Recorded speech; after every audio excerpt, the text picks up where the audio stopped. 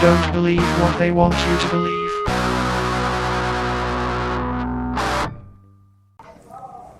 Good evening, dear listeners, and welcome. Tonight, we dive deep into our home area, the Garden State, the Pine Barrens of New Jersey, to uncover the myth of the Jersey Devil. And we're going to talk about some weird New Jersey shit. So come along with us into the darkness. For this is Vin and Justin's Tinfoil Hat Society. I am your co-host, Justin, as always, joined by my co-host, Vin. And it wouldn't be this show without our panel of nah. Uh-huh. Who you be, kids? I'm Mike, voice of reason. And I'm Joe. This actually might be one where I'm probably going to do... I can do a lot of talking with this one. Okay, I thought you were going to say, this is one that I might agree with, and I was going to slap you through the screen. No, the first part, not so much. The second part, there are some things. All right. We are a weird state. Yeah, we do. Here we go.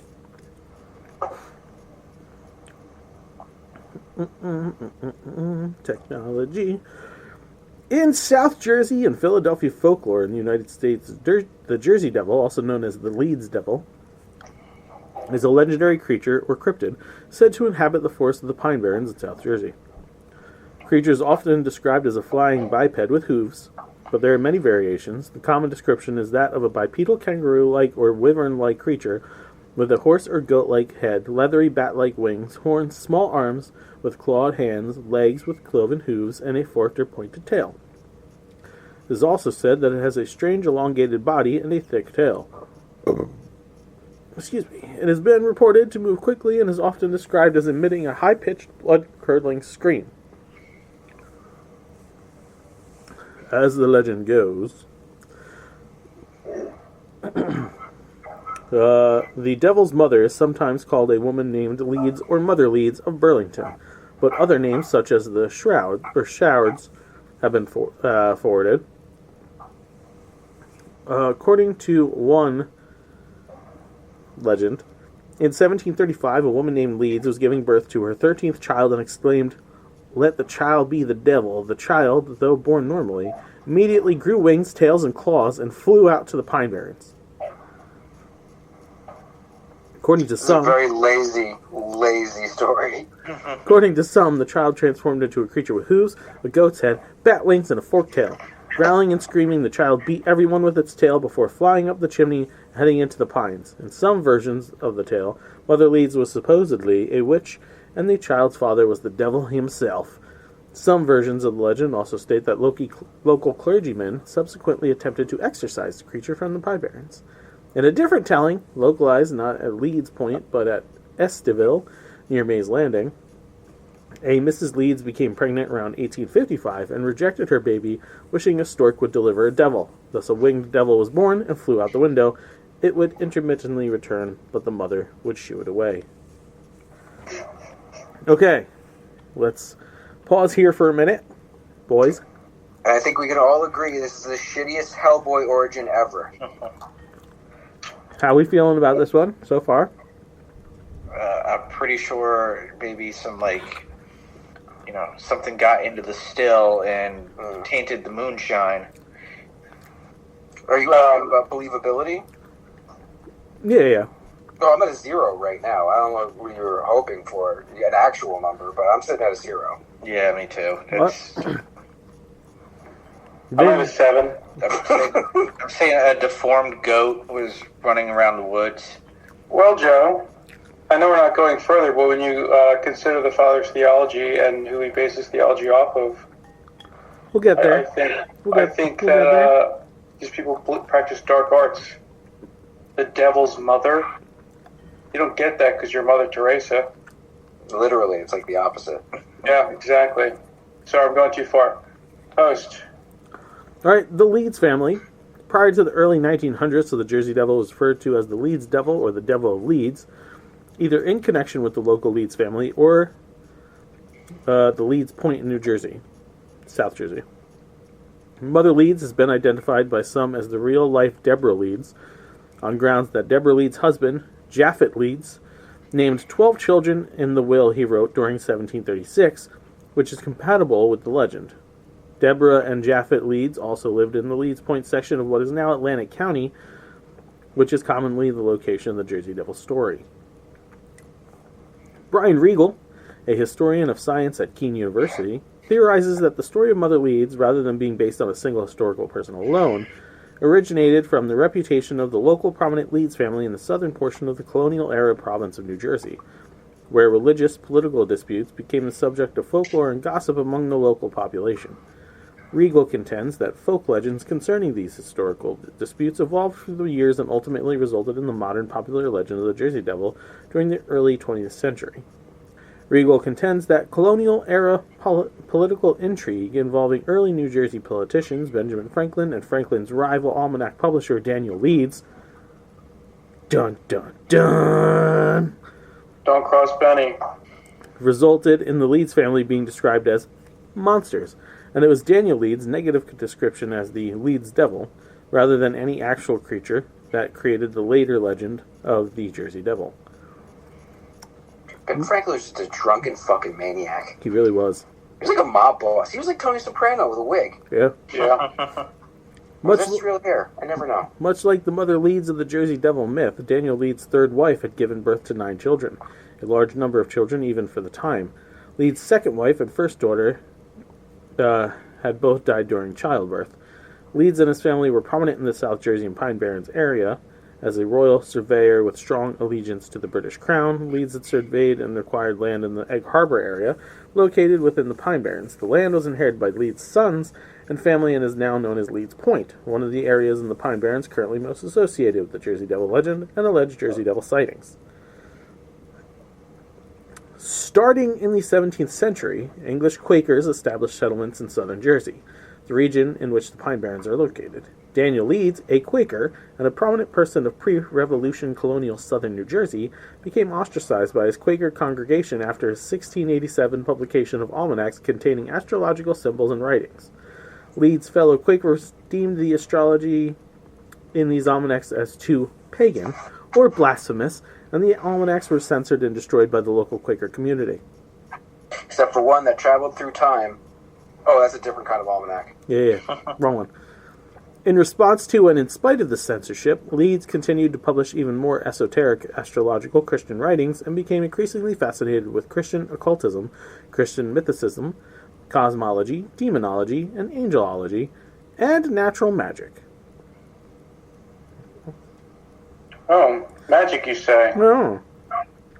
In the 1690s, after his almanacs and writings were further censored as blasphemous or heretical by the Philadelphia Quaker meeting, Leeds continued to dispute with the Quaker community, converting to Anglicanism and publishing his anti-Quaker tracts criticizing Quaker theology and accusing Quakers of being anti-monarchists. He made anti-Quaker diss tracks? Yeah, he did. He did. Oh man, Eminem would fucking blush. I guarantee you after reading those. In the ensuing dispute between Leeds and the southern New Jersey Quakers over Leeds' accusations, Leeds was endorsed by the much maligned British Royal Governor of New Jersey, Lord Cornbury.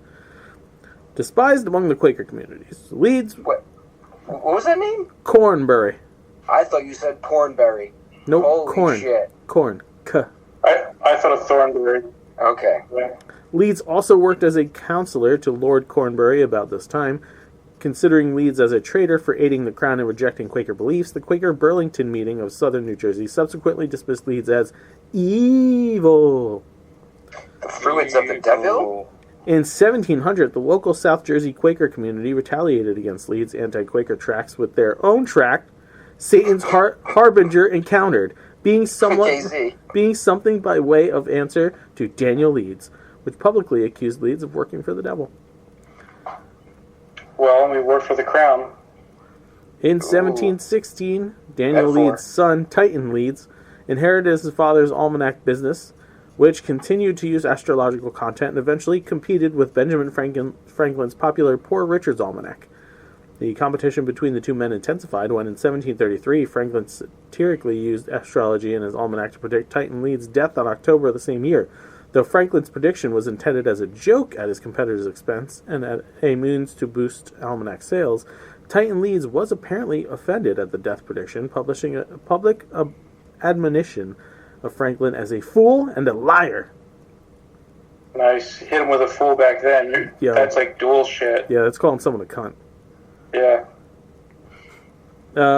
Franklin mocked Titan Leeds' outrage and humorously suggested that, in fact, Titan Leeds had died in accordance with the earlier prediction and was thus writing his almanacs as a ghost, resurrected from the grave to haunt and torment Franklin. Franklin continued to jokingly refer to Titan Leeds as a ghost even after Titan Leeds' actual death in 1738. Daniel Leeds' blasphemous and occultist reputation and his pro-monarchy stance in the largely anti-monarchist colonial south of New Jersey, combined with Benjamin Franklin's later continuous depiction of his son Titan Leeds as a ghost, may have originated or contributed to the local folk legend of a so-called Leeds devil lurking in the Pine Barrens. I'm really enjoying this one because we're getting some actual history instead of weird nonsense. Yeah. During 1728, Titan Leeds began to include the Leeds family crest on the masthead of his almanacs. The Leeds family crest depicted a wyvern, a bat-winged dragon-like legendary creature that stands upright on two clawed feet. Regal notes that the wyvern on the Leeds family crest is reminiscent of the popular description of the Jersey Devil. The inclusion of his family crest on Leeds' almanacs may have further contributed to the Leeds family's poor reputation among locals, possibly influenced the popular descriptions of the Leeds Devil or Jersey Devil. The fearsome appearance of the crest wyvern and the increasing animosity among local... What? You froze for at least two of us. Yes. Oh, that's weird. Well, I didn't freeze on this end with the recorder, so I'll continue. Odd. The fearsome appearance of the crest wyvern and the increasing animosity among local South Jersey residents towards royalty, aristocracy, and nobility may have helped facilitate the legend of the Leeds Devil and the association of the Leeds family with devils and monsters. It's funny, too, because your voice is, like, off of the picture. Yeah, you look like you're doing a voiceover. You guys look fine to me. Oh, thanks. Thank you. Well, you know, I try. I'm getting sun lately. Hee hee.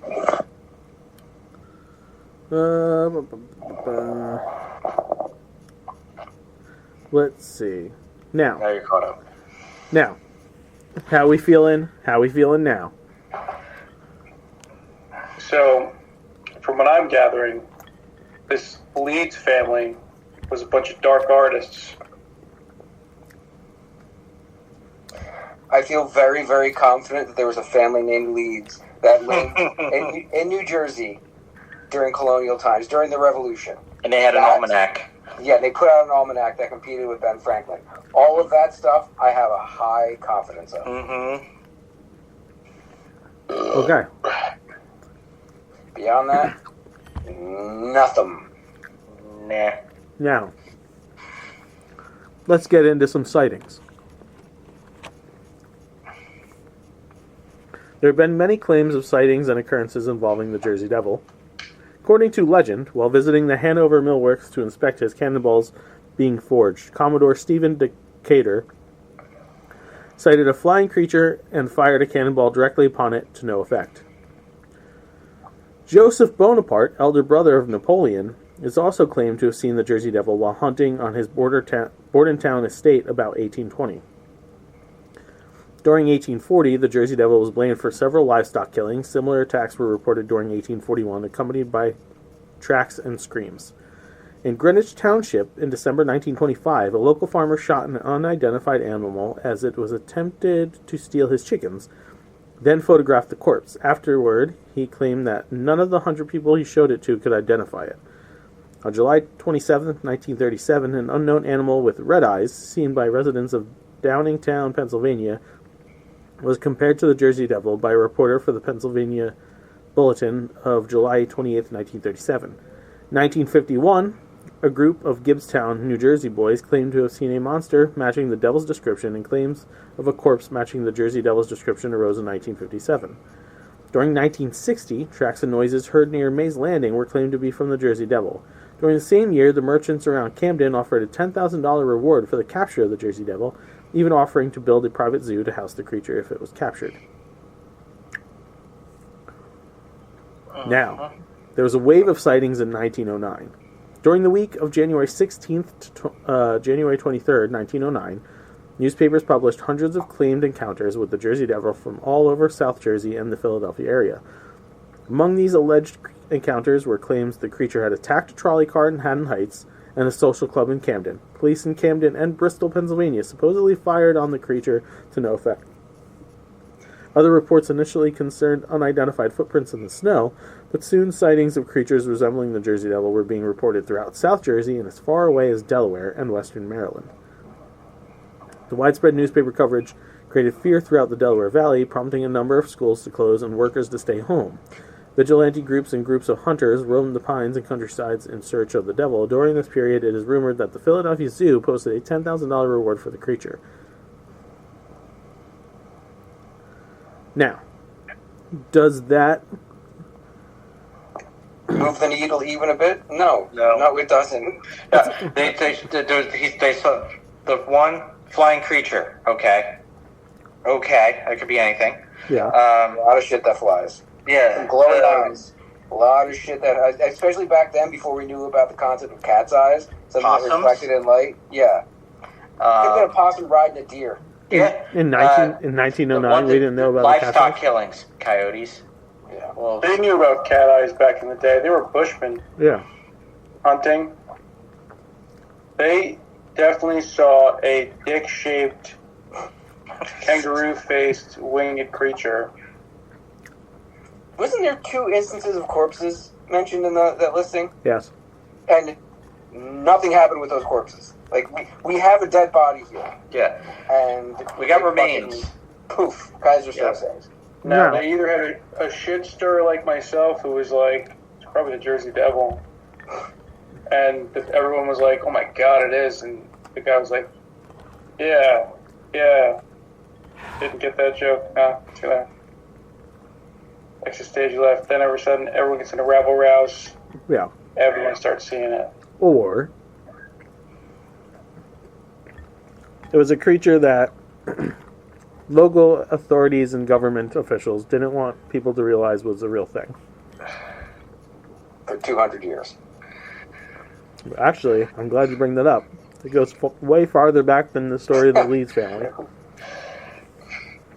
Ah, very interesting. Mm-hmm. Please tell me we're going to hear Native Americans. Huh? Please tell me we're going to hear Native American stories. Yes. Take it. Yes, I believe them. That's before the leads. Yeah. Yes, it is. Yeah, none of that shit's lining up even a little.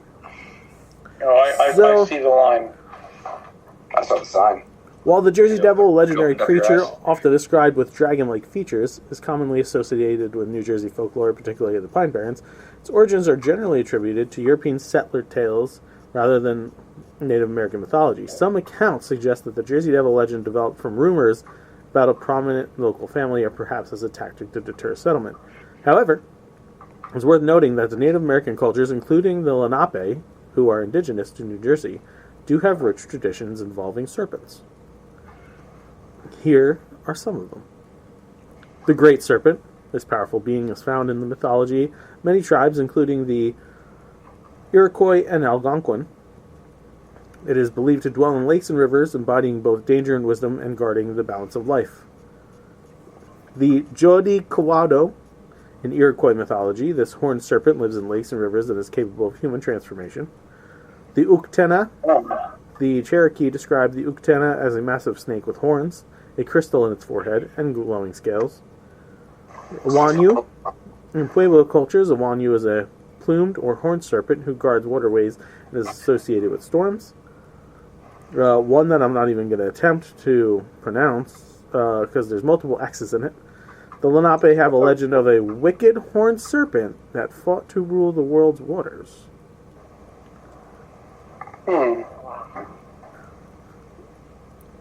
The Lenape also tell of a serpent named Moneta that terrorized people and was eventually banished beneath the earth by the hero Nanabush. interesting that those serpents fit the description of the Jersey Devil. Actually, not many of them do. It just The last serpent two. Wicked horned serpent. Horned. with did they say hoofs? Did they give any more descriptions? Because Well, it's winged. A snake was in the water and kind of rose up in some leaves or something like that. You be careful with the words you use, white man. Okay? That's what. But Don't you fucking logic. Don't I'm you using try to logic. don't you You're try gonna to sit there and tell them what they saw. yeah culturally using appropriate logic. their fucking religion. I'm not. and No, I'm not. But I'm just using logic in this situation. Saying, this is what. You're just trying to white splain. No, this is what could have happened. It's like, I saw the people who saw the Jersey Devil, the goat-looking hooved horned animal. Okay, with Joe, what's your angle here? Are you Dr. Alan Hynek? no, Are you just trying to explain it all away? a deformed Gas? goat could have ran through the woods and got leaves stuck to it. They look like wings. Boom. So these native tribes, all of them would go, holy shit, I've never seen a bird with leaves on it. They knew what they saw. In the dark, you don't know.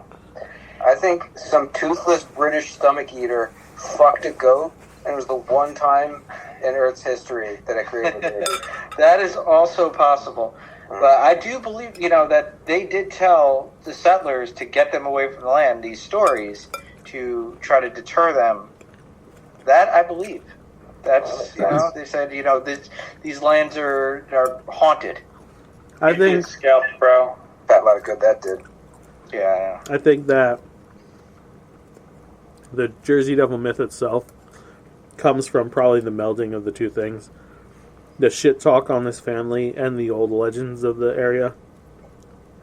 It's like at one point, I'm sure the leads were like, oh, we're going to call upon the fucking forest guardians that we were told about. Fucking serpent. Nah. I think the Ben Franklin aspect of it all is the biggest effect. Because a guy like that talking shit on someone creates buzz. And even if back then they knew what it was about, that it was just political rabble-rousing, after a generation or so, you might forget about the political part and just focus on the devil part of it. Yeah. Like It becomes such an interesting mascot for the area that you build up on. The one thing that's super interesting to me about it is the fact that during that wave in 1909, they fucking shut shit down. Well, that's hysteria. Yeah. That's fucking... It's kind of fucking impressive. That's humanity. Hysteria travels quickly. That's just a slightly less intense version, not even slightly, thankfully less intense version of the Salem witch trials. Mm-hmm. That was people telling stories. Now, sure, that was young girls bullshitting, which could be different from people legitimately thinking they saw something. Well, there's young girls bullshitting and then people using that to the effect to get rid of people they didn't like. Yes. Well, did you hear, their, apparently at that time, they traced it back, the wheat got spoiled, so it got some sort of, psychedelic mold on it. So, the wheat people or the were eating corn? it. Yeah, some shit like that. Yeah. So people were eating it, and they were all, tripping balls. And then, That's a subplot, essentially, in that movie, The Witch, because their food was going rotten. So a lot of the speculation in that story is that the family was going crazy. yeah, aren't they making a sequel to that? Heard something about it. Or they're making a series spin-off. That'd be neat. Yeah, that's right. We were talking about that a week or so ago. Because we were saying, I can't believe he's going back to a premise that he already touched on. The Vitches. The Vitch. But, now that we've wrapped that up nicely, anybody changed on their believe-o-meter here? No. No. I do love the fact that we have a local mythology thing, and it's a cool one, but I don't believe any of it. Yeah. I do. Dark artists, man, they're real. I mean, it could be they fucked up a summoning of a demon. You know? Out of all of it, the idea of a woman having her 13th kid and getting so fucking pissed, just like, you know what? Let the devil take it. I don't have enough time, money, or energy to raise this thing. Devil, here, this one's yours. That makes sense to me. Oh, fucking at 3, it makes sense. Mm-hmm. Well, if they were as evil as the Quakers say, you know. Let's not forget, these are Quakers. They don't even want to throw a punch. Yeah, what do they do? I don't even know. What tell me about the Quakers. What do they do? They make fantastic oats. That's all I know about them. They make oatmeal. And oil. Yeah. Oh, yeah. Well, they're, from what I know about the Quakers, they're like a level or two above the Mennonites. Yeah. And the Mennonites are just one level above the Amish, where it's old world belief in their version of Christianity. I don't know necessarily the evolution, but I'm pretty sure it's the Amish are holding on to the purest take on that version of Christianity. And then the Mennonites are like, whoa, slow down. We need to use technology every once in a while. The no buttons thing, yeah. You know, don't be prideful and boastful and, you know, put in a good day's work, all that shit, yeah, cool. And then the Quakers were like, all of that, but we want to drive. Yeah. And eventually they just kind of... It's like the difference between Hasidic Jewish people and Anglicized Jewish people. Yes. Yeah. Okay. Alright, so their belief was just like anything that wasn't what we believe is the devil. Essentially, yeah. Pretty much. Yeah, they kept that same thing from the Amish. They may have dressed, and they still continue to dress in more modern clothing, in clothing that conforms to what society's doing, but they still have a lot of that old superstition going on in the background. I'm surprised Leeds wasn't bros with Franklin, because he was into Gnosticism and all like It's the crazy thing. esoteric shit. It's the thing where like someone thought they were doing something cool with an almanac, and then they realized someone else is also doing the almanac, and they're like, "Fuck that guy, he's a piece of shit." Almanac Wars, Yeah. like a magazine, fucking thieves back in the day. I think we have a story. This is a movie worth making. This is like our 10th movie. The Leeds versus Franklin affair. Absolutely. I don't even know if they were friends, but this is one of those stories where it feels like they were best friends. This is Smallville. They were Clark Kent and Lex Luthor, and then they put out almanacs, and one saved the other when a horse and buggy almost killed him. He helped him, like pushed him off of a bridge, and they were best friends. They were making the almanac together, and they had a falling out. Binging a banging a boom, one of them's the devil. Dang. It ain't the guy who got on the fucking $100 bill. Yeah. That's what I'll tell you. Tell me. That makes a lot more sense than the Jersey Devil. I think it's great. I want to see that movie. All right, now let's talk about some weird New Jersey. First, weird New Jersey has been around for a fairly long time now. Yeah. I'm shocked they're still putting out. Are they still putting out issues? Because they gotta be running out of stuff to talk They about. still put shit out. Yeah, the site keeps getting updated. Yeah. We're a good-sized state, but it's not like Texas. You can't find that much shit in this place. Do they still have the sock guy on the site? I remember they had Waving Man, the guy who would just sit and wave at cars. That was a ghost? No. He was just dude a in Wall? guy. What's up? The dude in Wall? There's a guy who fishes in a lake in Wall Township, and he waves at everybody that drives by. They did like a local news thing on him. Waving Man. Yeah, I think it was the Wall guy. All right. Yeah.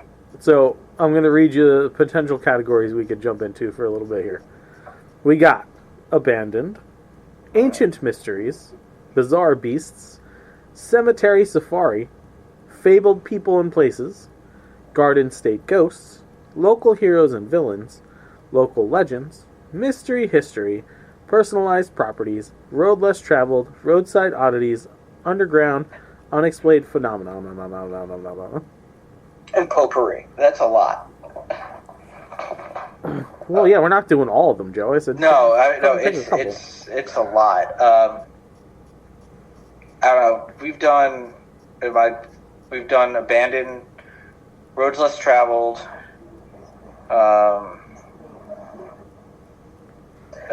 So I'm gonna jump on roads less traveled. All right. Visiting the Ghost Bridge of Oak Ridge. I like anything that rhymes. Haven't been there. Clinton Road, a dark ride. Been there. Whippoorwill Valley and Cooper Roads. Dude, Whippoorwill Valley Road Uh-huh. is crazy. Because the first time I ever went on Whippoorwill... Any of you guys ever been on Whippoorwill? Wait, where is this? What area? It's actually by the Secret Stash. It's across the Navasink. It's in from the Middleton. Secret Stash. I'm out there all the time, but it's been mainly just on like Route 30. Chapel Hill Road. 35? It's off of Chapel Hill Road. Okay.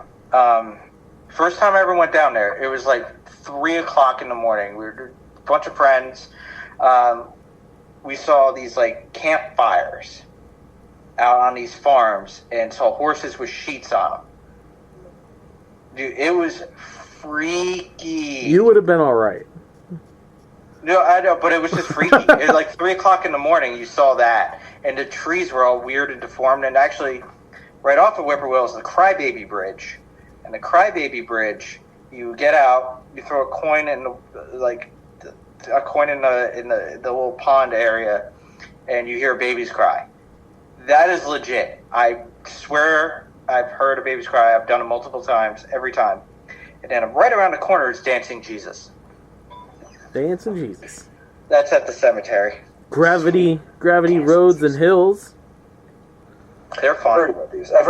I've never tried them. They're fun. We did one out in Trenton, and my buddy went up the hill forwards, went up the hill backwards. Yeah, it was weird. That's pretty cool.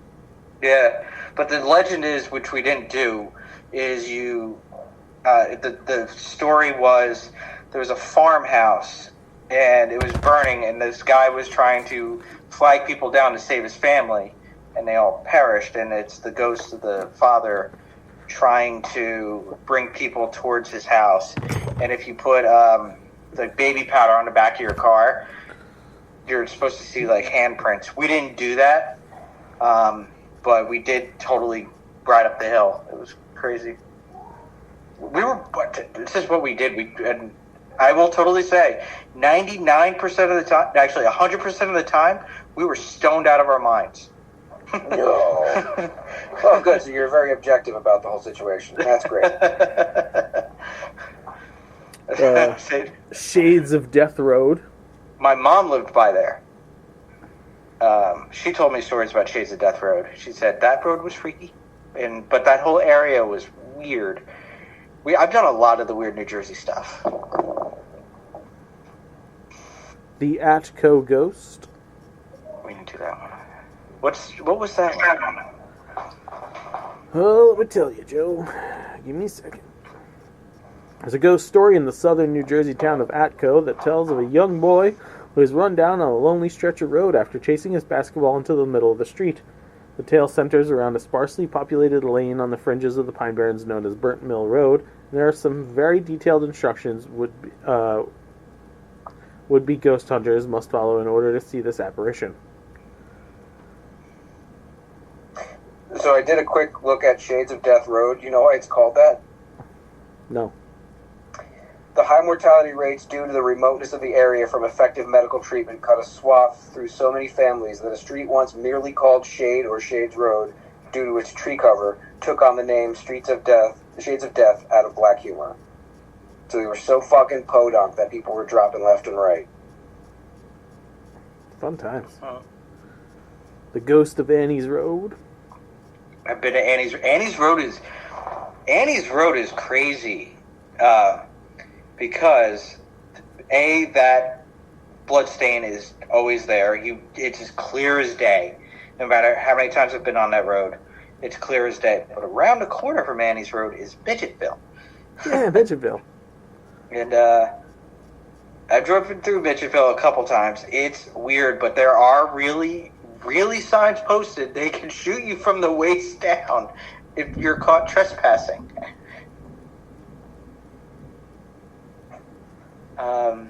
My buddy used to live right there in Totowa, and Annie's Road was literally minutes from his house. All right. Another category? Anybody? I could do abandoned. I don't know. Fuck abandoned. Do you want to do ghosts? We could do ghosts. Yeah. History haunts and Halloween at the Red Mill, Clinton, New Jersey. The Parkway Phantom of Exit 82. I've seen this. Same. Yeah. In the rain, right? In the rain. Yeah. Yes, in the rain. Let's dive into this a little bit.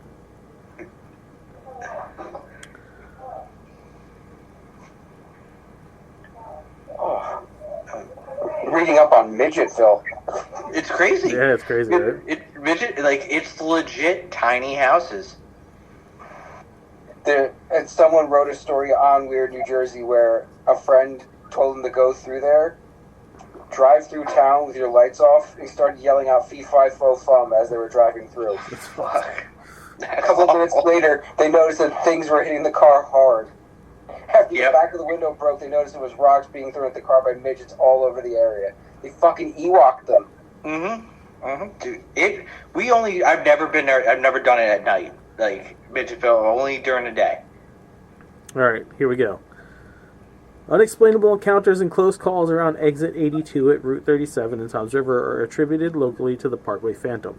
Ever since the completion of the Parkway in 1955, people have reported seeing a person trying to cross the road, waving his arms.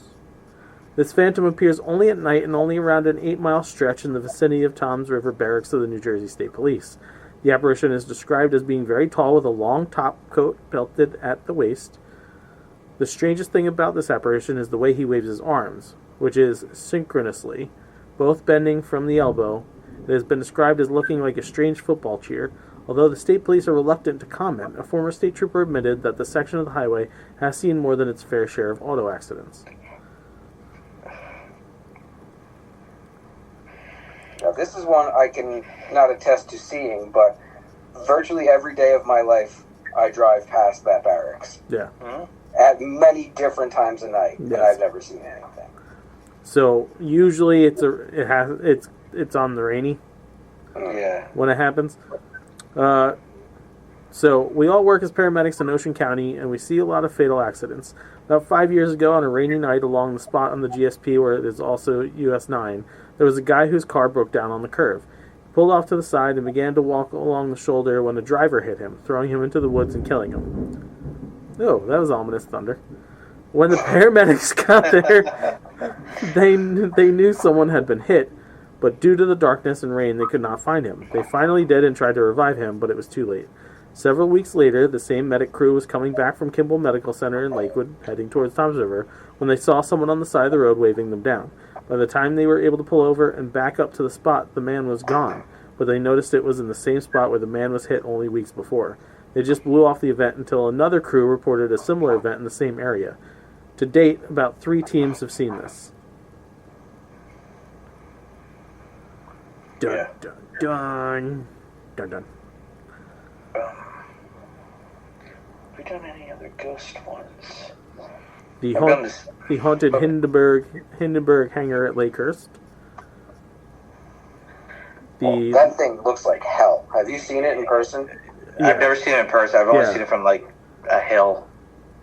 I've done a fair amount of work in the neighborhood right across the street, so there's a lot of times we're coming out of there and you're staring directly at it.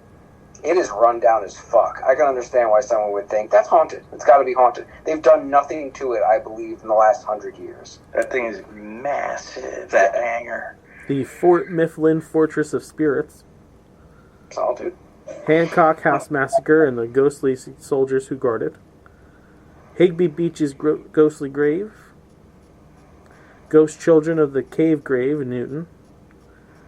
Emily haunts the Flanders Hotel, Ocean City. Helly diddly. The Atco Ghost. The Ghost of Annie's Road. The Hooker Man Spook Lights of the Flanders Tracks. Stupid Flanders is all over the place. We didn't do much ghost ones. We've done cemeteries, but not much, like, ghost ones. Old School Ghouls of Georgian Court University. I've heard about this. The Phantom of Phalanx Road in Colts Neck.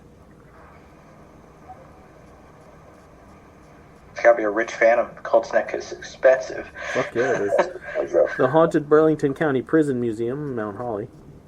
I worked at a haunted Burlington Coat factory. It's just because it was old and fucking run down. Yeah. All right, moving on from ghosts. One more. I think one more is fair.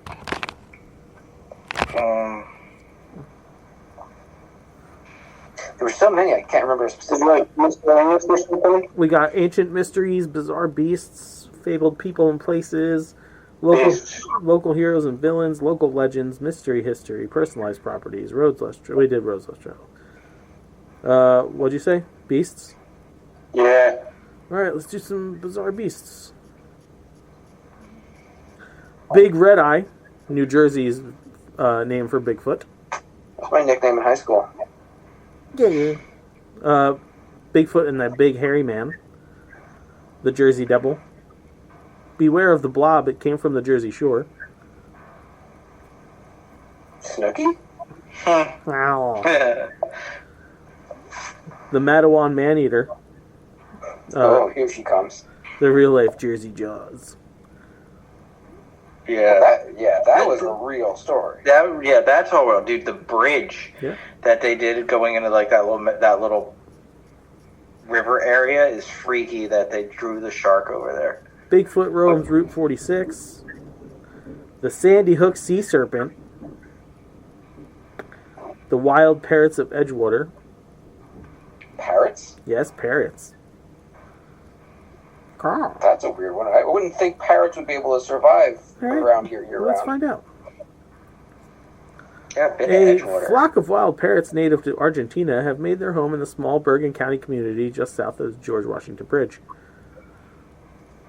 Probably want a Riverview condo. New Jersey wildlife is oftentimes surprising. The residents of towns and cities in North Jersey may not know that bears and coyotes naturally inhabit the mountains and forests of our state, and anyone who knows anything about the Pine Barrens knows that it is a unique ecosystem which is home to all sorts of unique species, including a tree frog not found anywhere else. But when it comes to weird wildlife, no town beats Edgewater. A flock of wild parrots native to Argentina have made their home in the small Bergen County community just south of the GWB. Though ornithologists predicted that the birds would spread throughout the state, crowd out indigenous species of birds, and destroy crops, no evidence of this happening has been found.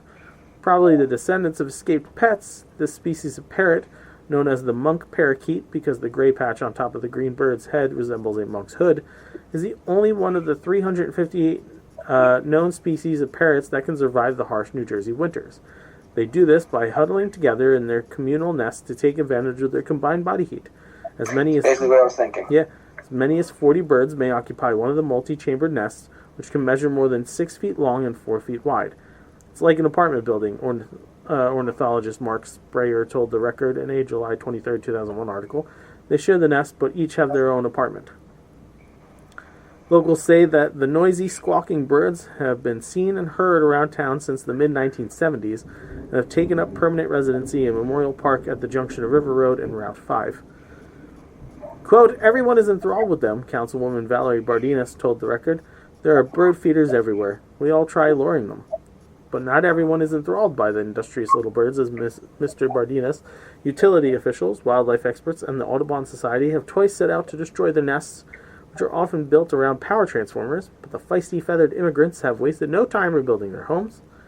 The way Edgewater is looking these days, a few more multi-unit dwellings probably won't even be noticed. I would lose my mind. I'm sick and tired of the natural birds that we have out here every morning at 5 fucking o'clock. Bro, AM. So loud. It's not necessary. Get laid somewhere else, dude. Yeah, do your fucking on your own time, will you? Yeah. Daytime. Fuck during your birds. You don't care what time of day you're fucking. Do it when the sun's out so you can see your little coega. But there we have it.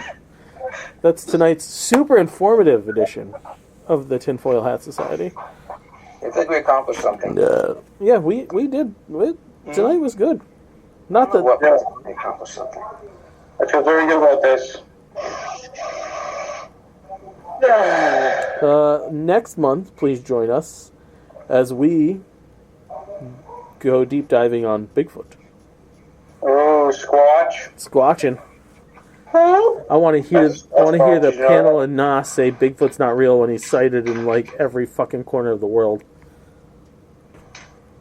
But we'll save that for next month, won't we? Mm-hmm. Yes, we will. I reckon.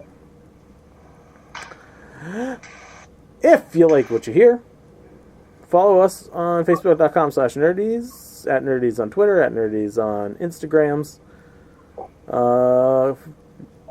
Subscribe on our YouTube channel. Email us at nerdies@gmail.com. If you... Yeah, what Vinny said. That was Bigfoot. I forgot where I was for a second. Go to prowrestlingtees.com/nerdies, NERDATIS. Buy our cool t-shirts, including the one for Vin and Justin's Tinfoil Hat Society. It's really cool. It's very auspicious, if I do say so myself. Yeah, it's pretty awesome. And then Joe says... As Justin said, check us out on YouTube, youtube.com/nerdies. Be sure to like, share, and subscribe to all things nerdies. And remember, you can check out not only our shorts, interviews, you can watch the one above all. You can even catch the one above all live. What? Starting when? YouTube. Starting next week. Next week, you say? Which will be the 8th. So gearing up for the super band. We can hear how excited Vinny's going to be about it. Graham, I might go see it. He's going to go see it, and he's going to get one of the fucking collectible popcorn buckets, and he's going to think we won't see it on cam one day, but it'll like be there poking up over the couch, because he's going to be like, oh no, I've been discovered. I'm a secret fucking closet James Gunn fan. That's what's going to happen. Some of his movies, but they're not all winners. You know? Yeah, it's fine. Yeah. Struggling to think of one that wasn't. I mean, even Super was okay. I fucking hate that movie. I like that movie. Fucking hated it. And give us money. Yeah, give us money. Give us money. Okay. Bye. Bye. Bye. Bye. Because of the end of civilization, the Clamp Cable Network now leaves the air. We hope you have enjoyed our programming, but more importantly, we hope you have enjoyed life.